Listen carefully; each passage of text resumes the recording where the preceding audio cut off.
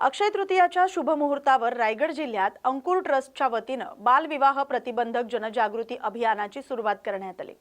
या अभियानाचा प्रारंभ जनजागृती शिबिरानं करण्यात आला। कार्यक्रमात कातकरी आदिवासी समाजातील वेठबिगारी, बालविवाह आणि शिक्षणातील अडथळे यावर सखोल मार्गदर्शन करण्यात आलं।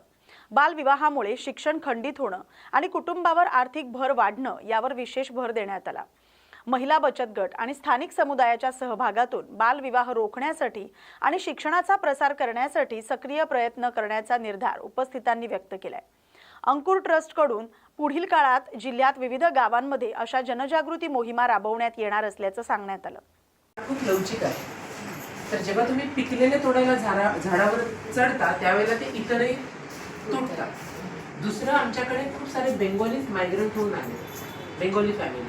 तर तुम्हाला असं आपल्याला वाटत नाही आपल्याला हा आजार आहे, त्यावेळेस आपण ठरवलं की आपल्याला आजार नाही, त्यालाच वाहक आजार असं म्हटलं जातं। आणि सिकल सेल डिसीज म्हणजे आजार नसतो, हा आजार झालेला आहे।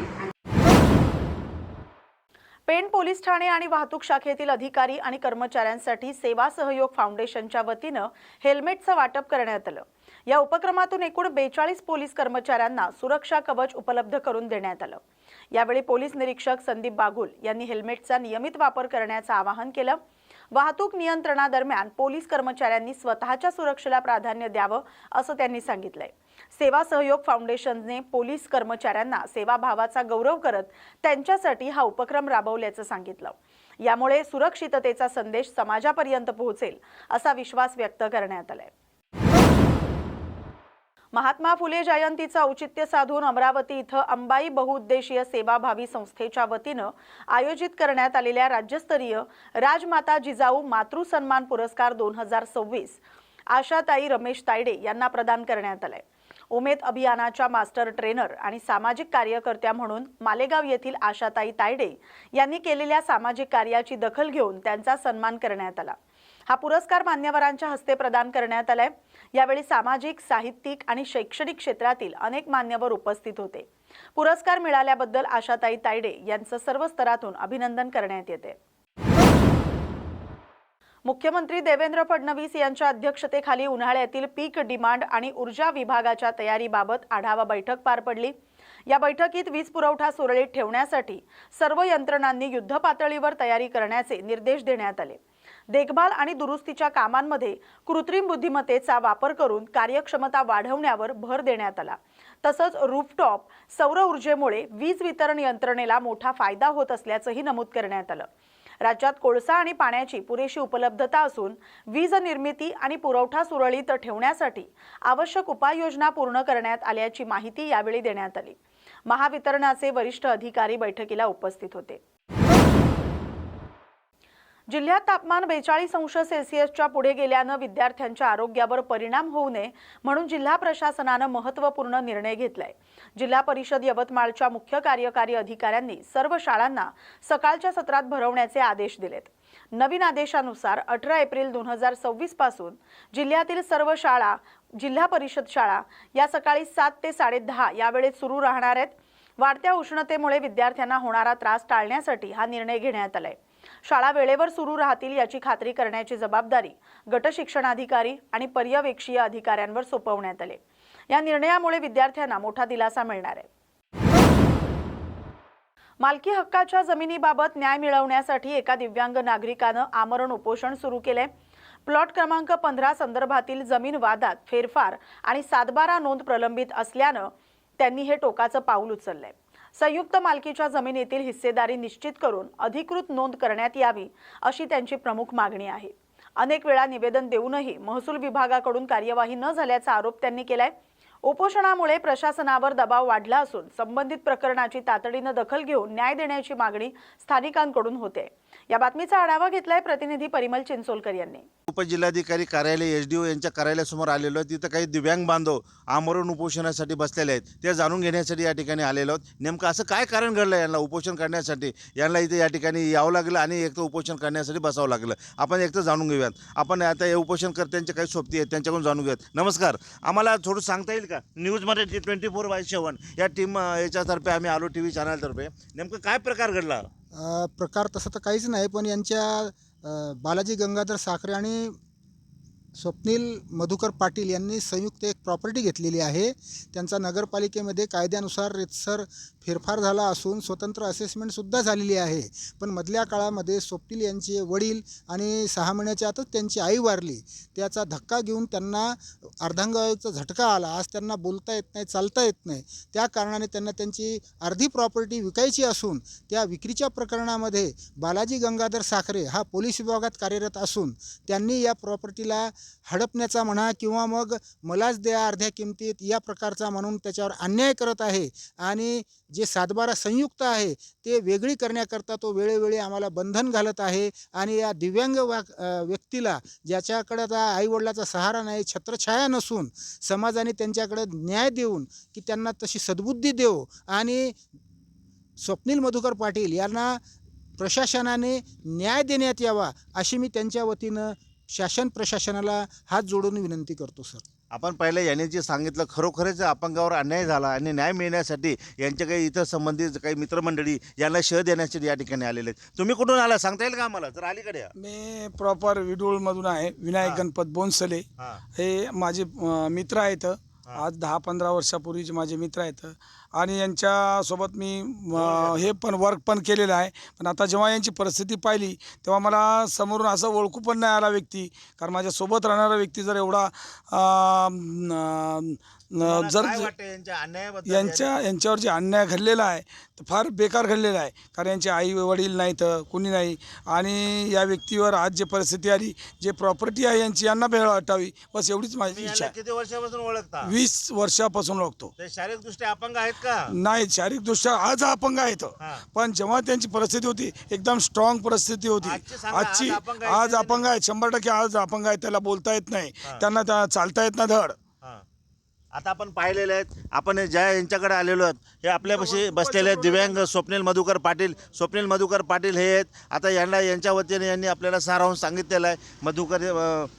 एक तर स्वप्नील मधुकर पाटलांचे इतर सोबतीसुद्धा यांच्यासोबत मागच्या गत 4 दिवसापासून लढा देत आहेत त्यांच्या पाठीशी. निश्चितच यांना न्याय मिळण्यासाठी यांनी तहसीलदार, यांनी उमरखेड पोलीस स्टेशन अधिकारी, यांनी SDO उमरखेड यांच्याकडे सुद्धा धाव घेतली. पण कोणत्याही आता एवढं उन्हात कडक उन्हाळा चालू आहे. जवळपास उमरखेड तालुक्यातलं 42° तापमान आहे. अशा तापमानामध्ये एक थोडीशी सहानुभूती म्हणून इतर यांच्या मित्रमंडळींनी यांना एका शेडच्या ह्याच्यात आणून दिलं. नाही तर भर उन्हामध्ये यांनी उपोषण करण्याचा निर्णय घेतला होता. आणि त्या उपोषणाला कुठेतरी यांना आस्था राहावी म्हणून या सगळ्या या बांधवांनी यांच्या मित्रमंडळी आणून यांना थोडीशी छाया देऊन एका झाडाखाली यांना उपकृत केलं. आणि न्याय मिळण्यासाठी आम्ही तुमच्या पाठीशी आहोत असे खणखोर यांना एक ठाम भूमिका घेतली. आणि शासनापुढे आमचं जे अपंगावर जे अन्याय आतापर्यंत होत आलेले आहेत ते कुठेतरी थांबवा. शासकीय कर्मचारी जर पोलीस खात्यातले जर असे अन्याय करू लागले तर आम्ही कोणाला न्याय मागायचा असं यांचं या लोकांचं म्हणणं पडलं. निश्चितच यांना न्याय मिळावा म्हणून या सगळ्यांनी एकजुटीने या ठिकाणी आलेले आहेत. बरोबर ना भाऊ?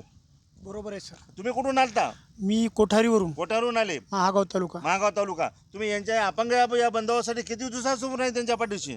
5 दिवसापासून. 5 दिवसापासून आहेत. हो. तुम्हाला वाटतं यांना न्याय मिळावा? न्याय मिळावा, प्रशासनानं लवकरात लवकर न्याय द्यावा ही विनंती. यांनी सुद्धा बाजूला लागून असलेला महागाव तालुका आहे त्या महागाव तालुक्यातून आलेले आहेत. हा कारण अपंगाच्या पाठीशी यांना भीती वाटायली बाकी लोकांना की पोलीस प्रशासनाच्या विरोधात जर गेले तर पोलीस प्रशासन आपल्यावर कारवाई करेल या भीतीनं सुद्धा काही समाज यांचे मित्रमंडळी निघून गेले. पण काही तटस्थ आहेत त्यांचे मित्र एकनिष्ठ यांच्या पाठीशी राहिले ते आपल्यासमोर इथे दिसत आहेत. आता यांची एक मागणी होती उपोषण करते त्यांच्या मालकीच्या जागेबाबत. आता जे प्लॉट क्रमांक 24ची जी चुकीची केली नोंद आहे बळजबरीने यांना मोजमाप करण्यासाठी असे नकल घेण्यासाठी प्रयत्न करावे लागले हे आता यांच्या मित्रांनी सांगितलं. यांच्या जे वरिष्ठ वडीलधारी मंडळी त्यांनी सुद्धा सांगितलं. निश्चित त्यांना न्याय मिळावा अशी पण आमची या रास्त यांनी आम्हाला एक न्यूज 24 मराठी बाय 7 या TV चॅनलला जी मागणी केलेली आहे ही मागणी आम्ही रास्त यांच्या वरिष्ठ अधिकाऱ्यांपर्यंत पोहोचण्याचा निश्चित प्रयत्न करू. News Marathi 24 by 7 Parimal Umarkhed. तळा येथील बोरीचा माळ परिसरात श्रीदेवी लक्ष्मीनारायण मंदिराचा लोकार्पण सोहळा उपमुख्यमंत्री एकनाथ शिंदे यांच्या हस्ते मोठ्या उत्साहात पार पडला. या कार्यक्रमाला मंत्री भरत गोगावले, पोलीस अधीक्षक आचल दलाल तसंच रायगड जिल्ह्यातील कार्यकर्ते मोठ्या संख्येने उपस्थित होते. मंदिर लोकार्पणामुळे परिसरात भक्तिमय वातावरण निर्माण झालं होतं. स्थानिक नागरिकांनी समाधान व्यक्त केलंय. दरम्यान महिला आरक्षण विषयावर प्रतिक्रिया देताना उपमुख्यमंत्री एकनाथ शिंदे यांनी काँग्रेस आणि इंडिया आघाडीवर टीका केली. पंतप्रधान नरेंद्र मोदी यांनी महिलांच्या सक्षमीकरणासाठी अनेक योजना राबवल्या असून महिला आरक्षण विधेयकामुळे महिलांना लोकसभा आणि विधानसभेत अधिक प्रतिनिधित्व मिळेल असं त्यांनी सांगितलंय. या विधेयकाला विरोध करणं म्हणजे महिला शक्तीला विरोध असल्याची टीका करत लाडकी बहीण योजनेप्रमाणेच महिलाच विरोधकांना योग्य धडा शिकवतील असा विश्वासही त्यांनी व्यक्त केलाय. सांगलीतल्या राष्ट्रवादी अजित पवार पक्षामध्ये स्वीकृत नगरसेवक निवडीवरून मोठा वाद उफाळून आलाय. पक्षाच्या 35 पदाधिकाऱ्यांनी आपल्या पदाचे राजीनामे दिलेत. शहर जिल्हाध्यक्ष पद्माकर जगदाळे यांच्याकडे राजीनामे सुपूर्द करण्यात आलेत. महापालिकेचे गटनेते मेमुद्दीन बागवान यांच्याकडून पक्षाचा आदेश डावलत पक्षाशी संबंधित नसणाऱ्या व्यक्तीची स्वीकृत नगरसेवकपदी निवड करण्यात आल्याचा आरोप करत मेमुद्दीन बागवान यांच्यावर कारवाई करावी अशी मागणी करण्यात आली. शहर जिल्हाध्यक्ष पद्माकर जगदाळे यांच्याकडून ही मागणी करण्यात आली. दरम्यान या प्रकरणी उपमुख्यमंत्री सुनेत्रा पवार यांच्याकडे तक्रार दाखल करणार असल्याचं शहर राष्ट्रवादी काँग्रेसकडून स्पष्ट करण्यात आले. स्वीकृत नगरसेवक पदाच्या निवडीवरून राष्ट्रवादी अजित पवार पक्षात असलेला संघर्ष चव्हाट्यावर आलाय. माझं नाव उत्कर्ष शंकरराव खाडे. मी राष्ट्रवादीचा महाराष्ट्र राज्याचा उपाध्यक्ष आहे. गेली 2-2.5 वर्ष आम्ही राष्ट्रवादी काँग्रेस पार्टीची ज्यावेळेस दादांनी स्थापना केली त्यावेळेसपासून आदरणीय जगदाळे सर, आमचे आमदार इद्रिसभाई नायकवडी यांच्या नेतृत्वाखाली काम करत आहोत. आज महापालिकेच्या इलेक्शनमध्ये 33 पैकी 16 जागा राष्ट्रवादी काँग्रेस पार्टीला मिळाल्या. याचाच अर्थ की महाराष्ट्रामध्ये सगळ्यात हायेस्ट स्ट्राईक रेट हा राष्ट्रवादी काँग्रेस पार्टीचा आहे. राष्ट्रवादी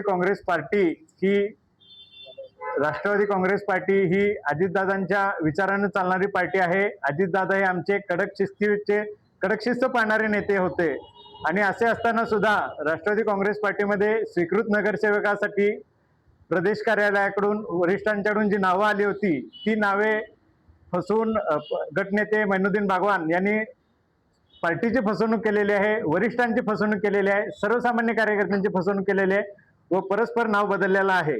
ॲक्च्युली त्यांचं काम पोस्टमनचं होतं. प्रदेश कार्यालयाकडून नाव घ्यायचं आणि महापौरांच्याकडे आयुक्तांच्याकडे द्यायचं. असं असताना सुद्धा त्यांनी पदाचा गैरवापर करून ते नाव बदललेलं आहे व सर्व लोकांची, वरिष्ठांची, कार्यकर्त्यांची फसवणूक केलेली आहे.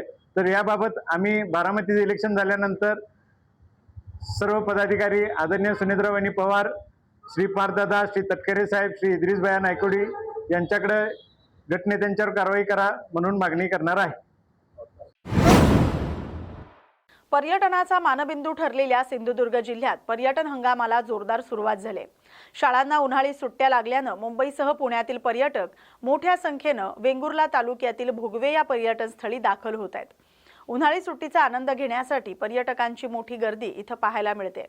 इथल्या बहुतांश रिसॉर्ट्सनं मे महिन्यापर्यंत हाऊसफुल झालेले आहेत. विशेष म्हणजे ब्लू फ्लॅग मानांकन मिळालेल्या भोगवे बीचला पर्यटकांची सर्वाधिक पसंती मिळते. वेंगुर्ले तालुक्यातल्या या भोगव्याला खास विशेष पसंती लोक देतात. याचं कारण म्हणजे एक स्वच्छ सुंदर असे समुद्र किनारे आहे, ज्याला ब्लू फ्लॅग साठी नामांकन मिळालं होतं. या बाजूला एका बाजूला आंब्याच्या सुंदर बागा आहेत. हा थंडावा आणि असलेले स्वच्छ समुद्र किनारे हे लोकांना भावतंय, आकर्षण वाटतंय आणि यामुळे या भागात विशेषतः भोगव्याला लोक पसंती देतात. उष्णता ही वाढलेली असले, जरी तापमानाचा पारा वाढलेला असला तरी पण लोकांच्या मुलांच्या परीक्षा झालेल्या आहेत. कुठेतरी विरंगुळा, आजूबाजूला कुठेतरी जावं, पर्यटनाचा आनंद लुटावा, या दृष्टीने भोगव्याला विशेषतः खास पसंती सिंधुदुर्गात मिळते. आणि त्यामुळे जर आज समुद्र किनारे बघितले असतील, पर्यटनाचे रूम्स बघितले असतील, हे चांगल्यापैकी प्रतिसाद पर्यटनाला या भागातून मिळतो. मे महिना सुरू होणार आहे, काही दिवस हंगाम सुरू असतो. मुख्य हंगाम आता सुरू झालेलाच आहे. कसा मे महिन्यात सुद्धा कसं असेल? निश्चितपणे मे महिन्याचं पर्यटकांचं स्वागत आम्ही करू. गेल्या वर्षीच्या तुलनेत 15 मेला पाऊस सुरू झाला, हा अखंडपणे पाऊस राहिला. यंदा मात्र वातावरणात कुठेतरी थोडासा बदल वाटतोय, पण तसं होऊ नये किंवा काहीतरी ते विरजण पडल्यासारखं होतं. तर चांगल्यापैकी प्रतिसाद आहे आणि मे महिना हा तर अगदी ह्याचाच सीझन असतो, मोस्ट सीझन असतो. तर ह्या सीझन आम्ही निश्चितपणे आनंदाने स्वागत करू. येणाऱ्या पर्यटकांना निश्चितपणे सुखावं, हा त्यांचा प्रवास होईल, आनंद मिळेल यासाठी प्रयत्न करू.